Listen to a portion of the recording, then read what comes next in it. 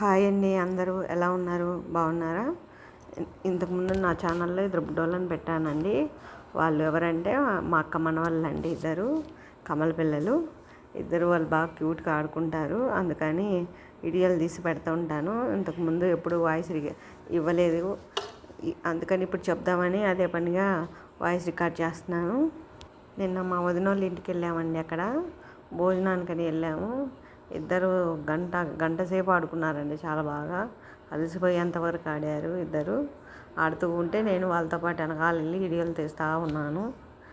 ఇద్దరు పక్క పక్కన ఉంటూ కొట్టుకుంటారు, మళ్ళీ బాగుంటారు, ఆడుకుంటారు. అసలు మళ్ళీ ఒకరు లేదు ఒకరు ఉండలేరు.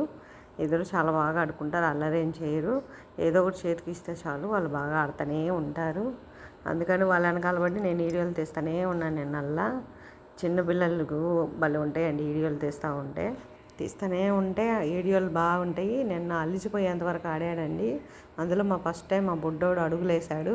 అది ఇంకా భలే అనిపించింది, ఆనందం అనిపించింది నాకు. వీడియో తీసేటప్పుడు అడుగులేసాడు.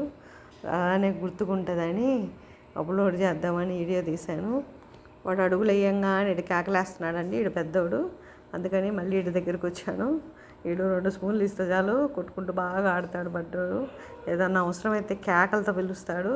అసలు ఆర్డర్లు వేస్తాడు పెద్దోడు. మరి వీడు చాలా బాగా పిలుస్తాడు. ఎవరినైనా క్యూట్గా పని చేయించుకుంటాడు మా పెద్దోడు మటుకు. వీడి దగ్గరికి వాడు వచ్చేసాడు చూడండి. అసలు ఆగలే అక్కడ. నేను ఇక్కడికి వీడియో తీస్తున్నానని ఏదో చేస్తున్నానని చెప్పేసి వచ్చేసాడు చిన్నోడు కొని. ఇద్దరు అదిగో పక్క పక్కన కూర్చుంటాడు. ఈడి వాడు లాక్కుంటాడు, వాడేమో కొట్టడానికి ట్రై చేస్తాడు. ఎదురు బల్ల ఆడతాడండి. ఆడటం మటుకు ఇద్దరు ఒక షాటే ఉండి ఆడుకుంటారు. కొట్టుకున్నా కానీ క్యూట్గా అంత అల్లరేం చేయరు.